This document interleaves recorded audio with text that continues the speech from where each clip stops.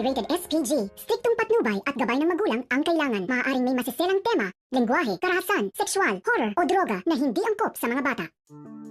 Unti-unti na ngang nagkakaayos ang pamilya Torrecampo.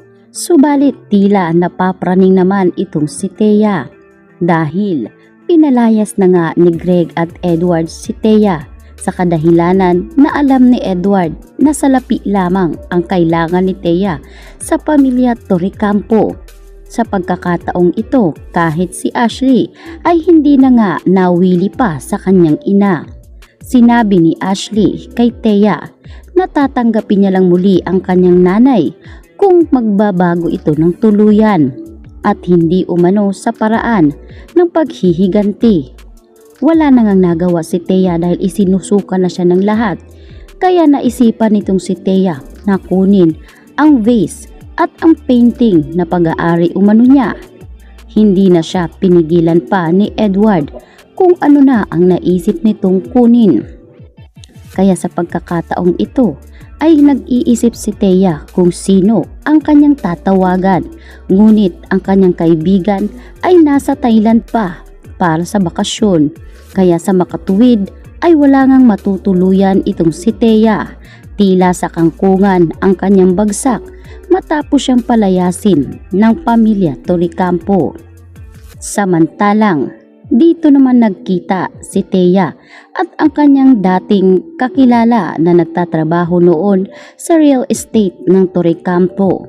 Kaya naman muli ay kumapit sa patalim itong si Thea at nagkaroon na naman ng relasyon ang dalawa.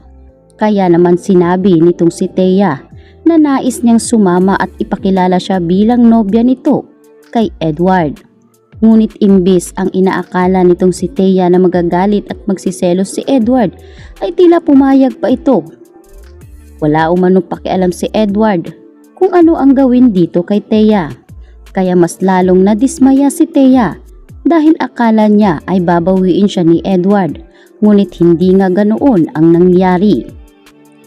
Sa kabilang banda, magkakaroon na nga ng engranding na party ang mga Torrecampo na kung saan dito naman ngayon galit na galit itong si Thea. Sa pagkakataong ito ay hindi niya umano titigilan si Edward hanggat hindi siya nakakaganti dahil si Thea ay hindi niya umano deserve ang buhay na meron siya ngayon. Matagal na pinangarap ni Thea na yumaman at makuha ang apelido ng mga Torrecampo, subalit ngayon ay naiwan siyang mag-isa. Kaya dito niya tinawagan si Aldrin dahil alam niyang tutulungan siya nito.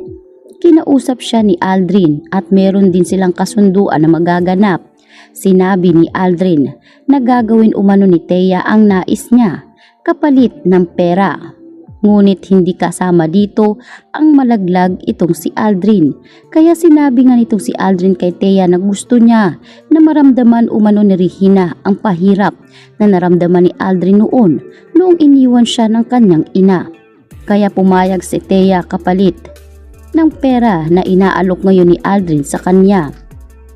Pumunta itong si Thea sa site kung saan nagsasagawa nga ng panibagong building ang mga Torrecampo, mga real estate na dapat i-renovate. Dito nga ginawa ni Thea ang lahat at sa kasamaang palad ay hindi nga natupad ang mga balak ni Thea na paslangin si Edward at Marge dahil itong si Marge ay nakapansin agad sa masamang balak nitong si Thea. Inihulog nga ni Thea ang mga tubo na mula sa taas na kung saan pwede nga malagay sa peligro ang buhay nitong si Edward.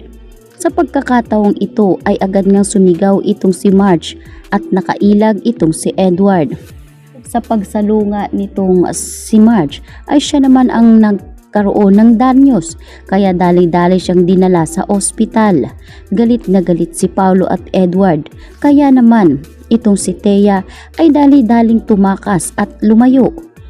Nakatawag naman itong si Edward ng mga kapulisan at sinabing hulihin umano ang may pakana nito. Sa mga oras na iyon ay wala pang CCTV dahil itatayo pa lamang ang building, kaya wala silang ideya kung sino talaga ang may pakana. Agad naman ngayong nakita nitong si Greg ang naturang pangyayari.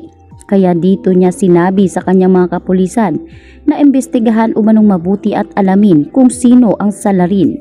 Pagbabayarin umano ni Greg ang taong ito, lalo't nalagay sa alanganin ang buhay ni Marge. Ilang araw ang nakalipas ay nakatanggap nga sila ng report mula sa mga pulis at dito nga lumantad ang isa sa mga kagamitan nitong si Thea. Kaya malakas ang kutob ni Greg na baka si Thea nga ang may pakana.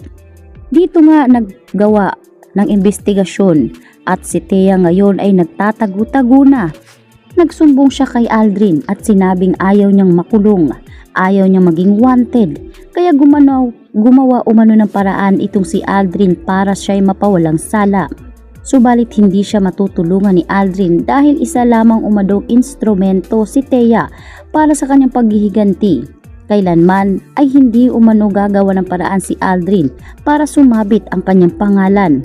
Kaya naman dahil inipit siya ng inipit ni Thea, dahil handa umanong magsalita si Thea oras na mahuli siya, ay nag-isip nga itong si Aldrin at dito niya napagtanto na kailangan niya nang tapusin ang buhay nitong si Thea.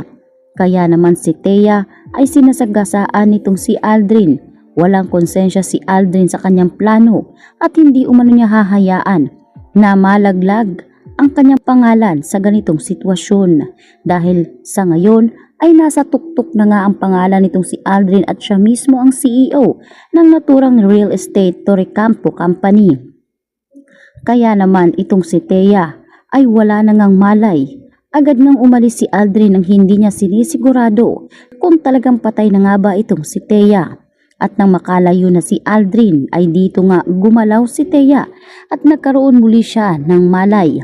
Dali-dali ngang tumawag si Thea dito kay Edward sa kasamaang palad ay hindi siya sinagot nito.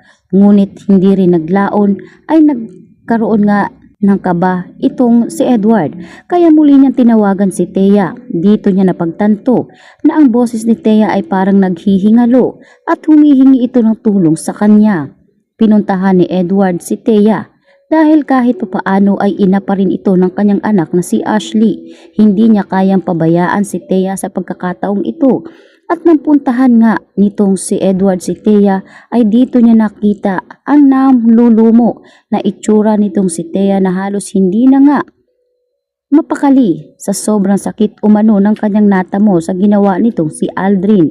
Dali-dali ngang dinala nitong si Edward sa ospital si Thea at doon inamin lahat ni Thea ang ginawa at plano ni Aldrin sa kanya.